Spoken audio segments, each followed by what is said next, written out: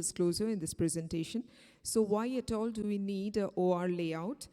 To get approval by government and professional bodies like the NABH, it improves the safety profile for our patients, the staffs and providers. It improves the quality of the hospital, improves our image. On the long run, it saves on the maintenance cost, on the HR cost, and in this era of violence against doctors, it saves us from medical negligence. So it will be discussed under two heads. One is the infrastructural and engineering control, which starts prior to the building design of the OT, and the managerial control starts after the OR has been constructed. Prior to the construction of OR, we have to have a knowledge about the proper architecture and planning, zoning, and heating, ventilation, and AC system. Managerial control will deal with disinfection, sterilization, validation, and biomedical waste management. While we are planning an OT, it should have functional segregation from the OPD, indoor, and the laboratory services. Preferably, the location should be top floor of the hospital that you are working in. It should not have too much of movement of patients around. The construction material goes without saying. That should be long-lasting, easy to maintain, and resistant to microorganisms.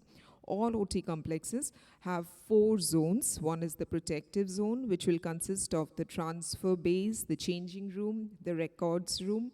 Second is the clean zone, which is the intermediate zone between the protective and the sterile zone. Third is the sterile or the aseptic zone, which is the OR proper, where we are doing the surgeries. And the fourth is the disposal zone, where we'll do the processing of all the instruments and the soiled articles will be received. The protective zone, the clean zone, and the sterile zone. Coming to the ventilation, this is an AIOS guidelines which was given in 2018, and in this guideline they have mentioned that central AC is not a must. Split AC is okay. There cannot be any window AC, cannot be any fan.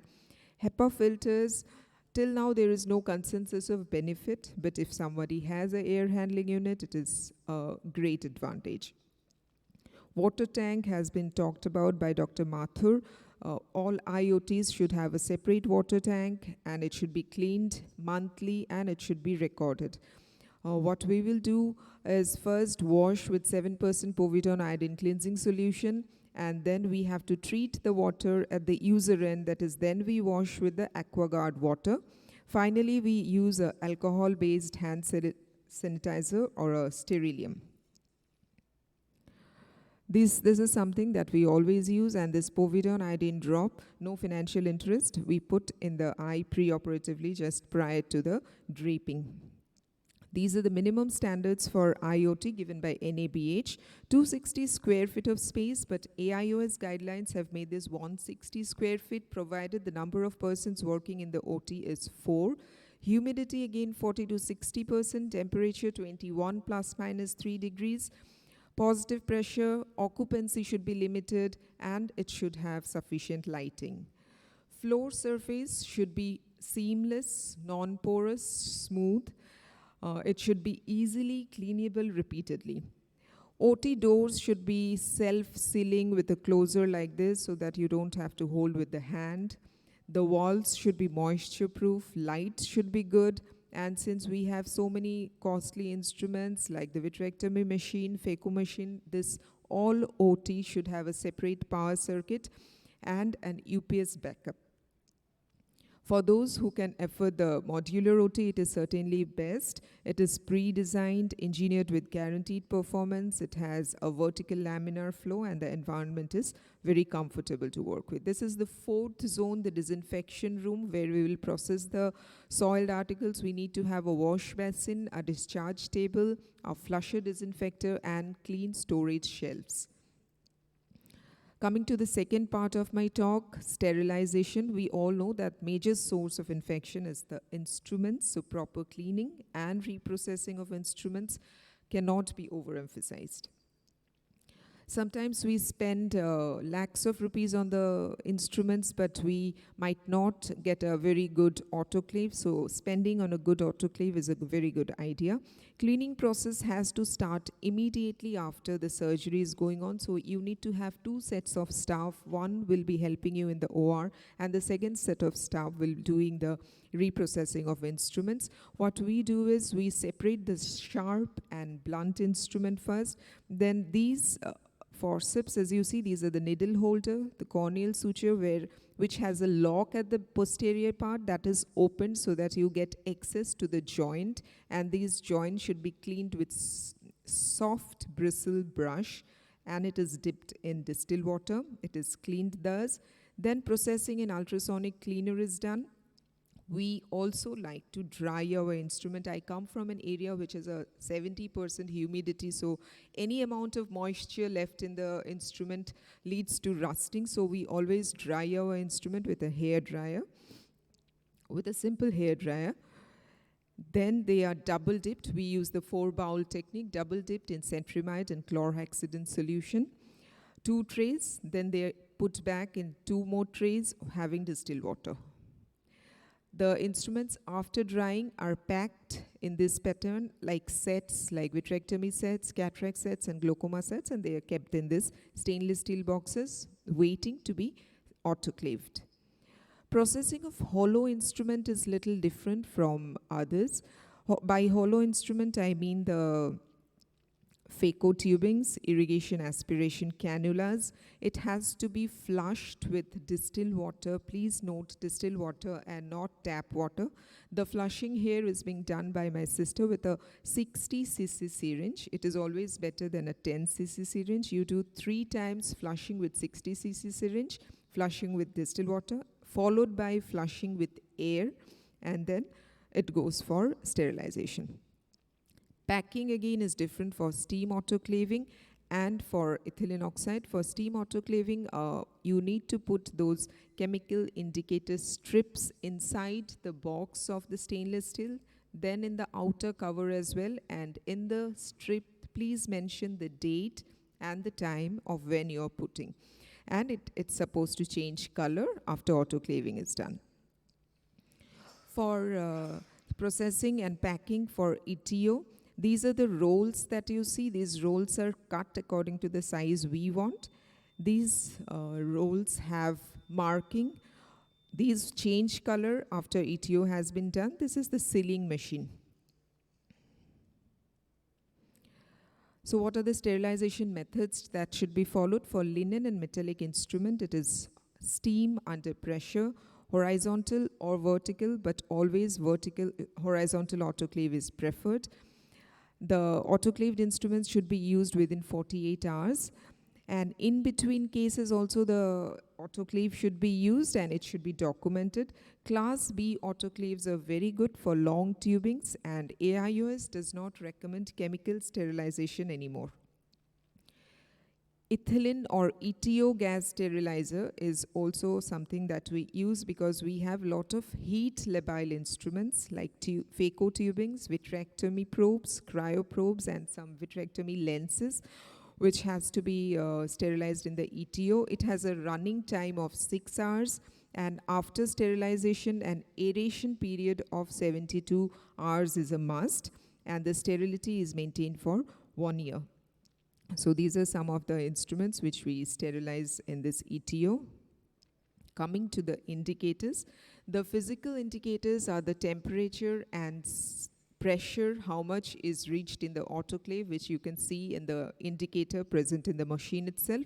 Chemical indicators are these strips, as I have mentioned. These are the autoclave strip, these are the ETO strips. And we also have these Bowie-Dix test, which is very good to know whether the hollow tubing sterilization is perfect or not. These are biological indicators which test how good our autoclave is functioning. Then coming to the cleaning protocol of operating room and corridor. Sir has already mentioned that floor, OT floor, microscope, surfaces and sinks should be cleaned daily and it should be documented. No sweeping or dry dusting, only wet mopping. The AC filters should be cleaned weekly and servicing should be done every month. This is our preferred technique of cleaning the OT floor. We use a 3-bucket system. In 2 buckets, it is clean water, and in the 3rd bucket, we have a disinfectant. In our case, we use bacillocid. Coming to the OR room fumigation, formalin fumigation is not preferred nowadays because formalin is carcinogenic. The best would be D125, which is a quaternary ammonium compound. But having said that, AIOS has still not contraindicated formalin fumigation. According to the protocol that they have mentioned in the recent guidelines, it is for a running OT, fumigation should be once a week. For a startup OT, fumigation on 3 consecutive days, followed by 3 negative culture. Fogger machine is preferable, though not mandatory, and periodic culture for a running OT should be done in 3 monthly interval. When you are doing periodic culture, the swab should be taken from the microscope head end of the table and the OT air. And all these findings should be documented. These are the new disinfectant, as I have mentioned, bacillocid or Desnet. Then ultraviolet radiation, many are also using. If you are using that, you have to switch that on for 14 to 16 hours every day, and it is switched off 2 hours before entering the OT. So this is the cleaning protocol. I'll not go to the details. For those who want, I have handout. You can take that, and you can just stick it to your OT if you wish. Coming to the post-COVID era and how we are dealing with our patient in the post-COVID era, staff training is something which is very important. You have to train your staffs at regular interval of what they should do and not do. This is the national guidelines for infection prevention and control. And this is the hierarchy of controls of how to prevent ourselves and our healthcare workers. The first 2, of course, doesn't work for us, which is the elimination and substitution. That is, you don't allow the virus to touch us, but that is not possible because since we are working out. So for us, engineering control and administrative control is something that should be dealt with. And personal protective equipments, of course, judicious use of PPEs. This is a good read in the AIOS for the preferred practice protocol, which was published. If you wish, you can have a look at that. The level of PPE, I would say what we are using now is we use double mask. The first one is I have a photograph. The first one is a 3-ply mask, and the second is an N95. And also I want to emphasize that I'm sticking the upper end with a Medport tape. And this is an extra thing that we have started using after the COVID is goggles. For all your staffs, hand hygiene, respiratory etiquette must be taught properly. Protect yourself, staff and community. Triage of patients and inpatients should be done. Judicious and appropriate use of PPE, as I already said, and some home care precaution. This is also something which we have started doing extra. We did not do it before. We give a new mask to all patients before entering the OT, and we also stick a Medport tape at the upper part of the mask before he goes for operation. Thank you very much for your kind attention. And I'll call my next speaker, Dr. Deepak Mishra. He will talk on diagnosis and differential diagnosis of TAS.